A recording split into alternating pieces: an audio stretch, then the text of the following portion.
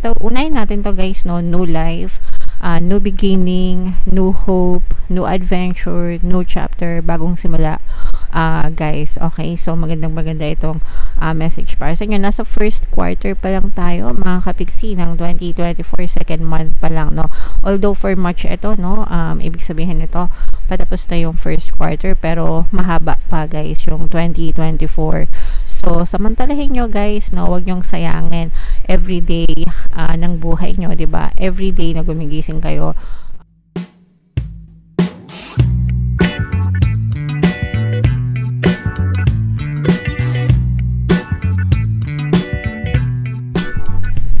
Hello guys, hello Cancer, welcome back to Pinay Pixie Tarot. Ang pamagat ng episode natin for tonight is OOTM, Oracle of the Month para ngayong March para sa Cancer, Sun, Moon, Rising, Sign, and Venus. Meron tayong tatlong set ng decks dito guys. Ito yung para sa spiritual message nyo, ito yung para sa life messages, and then ito naman yung para sa love life. Combination guys ng positive and negative energy, general reading lang, pwede mag-resonate, pwedeng hindi. Unahin natin yung spiritual message nyo guys. Tingnan natin yung mensahe para sa inyo. Okay, so basahin ko muna guys, i-close up natin para mabasa nyo mabuti.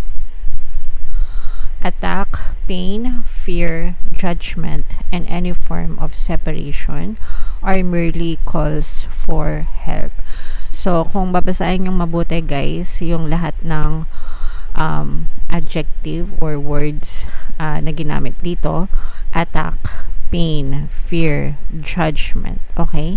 And any form of separation. So, ito yung mga negative emotions, mga kapisi, or negative words guys, no? And kapag ganito yung nararamdaman nyo, any negative emotions actually, no, are merely calls for help. Ibig sabihin there's something wrong, okay? So, wag kayong mahiya guys na humingi ng tulong sa ibang tao para matulungan kayo. Sometimes kailangan no, or most of the time kailangan natin ng somebody na nandiyan para sa atin. Sometimes kahit hindi nila tayo tulungan, pero somebody to listen to, mga kapiksi, diba? Para maibsan yung bigat na nadadala natin. Kasi itong mga negative emotions na to, kapag ito ay nagpatong-patong, sometimes it will lead to depression, diba? Sa ating mga Pinoy, malakas yung fighting spirit natin no, pero sa ibang bansa, di ba, like say for example sa Korea, di ba, I'm sure maraming nanonood sa inyo ng mga K-dramas, di ba, and kung mapapansin nyo sa mga drama nila, marami yung mga nagsusuicide, and ganun din kasi yung nangyayari sa kanila sa totoong buhay, and most of the time that's because of their depression, dahil sa mga paghihirap na na-experience nila sa buhay, wala silang masabihan. So wag na natin, what I mean is wag na nating antayin na umabot tayo sa ganong point, mga kapiksi, na even yung sarili mong buhay is kikitilin mo because wala ka ng outlet, or parang feeling mo wala ka ng choice, no? Maraming pamamaraan, mga kapiksi, na humingi tayo ng tulong. Sometimes kahit hindi natin kakilala, even yung strangers, diba? Let's say for example sa Facebook, may mga groups dyan, may mga communities dyan na pwede kayo mag-join para ma-realize mo na there are people na kagaya mo na nakaranas din ng mga ganong klaseng emosyon, mga ganong problema, and pwede kayong magtulungan para ma-cope up kayo. O kaya yung mga counseling guys, diba, merong mga ganong klase ng session, yung may mga counseling, may kinig sa'yo, ganyan, para matulungan ka. Okay? So, ask for help, guys. Huwag kayong mahiya. Para sa inyo din yan, mga kapiksi. Okay? O kaya naman, kung talaga nahihiya kayo, guys, kahit magdasal na lang kayo. Pag nagdasal kayo, umiyak kayo, sabihin nyo lahat ng problema nyo. Ang importante is malabas nyo yung bigat ng dinadala nyo. Alright? Okay. Tingnan naman natin guys yung life messages para sa iyo. Excuse me. Habang sinashuffle ko to guys, panoorin nyo muna itong video natin regarding sa ating paano mag-manifest ng abundance video course. Kapiksi, sawa ka na ba sa mga struggles at hirap sa buhay mo? Masipag ka ba at masikap sa buhay ngunit hindi ka pa rin umaasenso? Ilang beses ka na bang nag-attempt magnegosyo at mag-invest pero palagi ka pa rin nalulugi? Sa pagkakataon na ito ay maaaring may subconscious beliefs ka na nagiging balakid sa iyong pag-unlad at pagyaman. Introducing, paano mag-manifest ng abundance video course. Dito ay matututunan mong ma-overcome ang mga balakid mo para tuluyan ka ng umunlad, umasenso, sumagana, maging matagumpay, successful at maswerte sa iyong kabuhayan, pera, trabaho, negosyo, salapi at kaperahan ng bonggang-bongga. Dali, mag-send na ng email sa pinoypixitaro@gmail.com at simulan na ang iyong pagyaman ngayon. Alright, so sabay-sabay tayong magpayaman ngayon 2024 mga kapiksi. Mag-avail na kayo ng course guys kasi sobrang ganda talaga niyan. And good news mga kapiksi, dahil ngayong February, no, magbibigay tayo ng 200 pesos na discount sa lahat na mag-avail ng course guys until February 29, kaya mag-avail na kayo mga kapiksi. Ito yung mga life messages para sa inyo. We have new life and all that glitters. Ito, unahin natin to guys, no, new life, new beginning, new hope, new adventure, new chapter, bagong simula. Guys, okay, so maganda itong message para sa inyo. Nasa first quarter pa lang tayo mga kapiksi ng 2024, second month pa lang, no.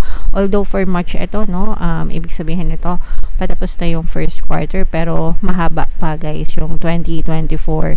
So samantalahin nyo guys, no, wag nyong sayangin everyday ng buhay nyo, 'di ba? Everyday na gumigising kayo, bawat segundo, minuto na humihinga kayo, no.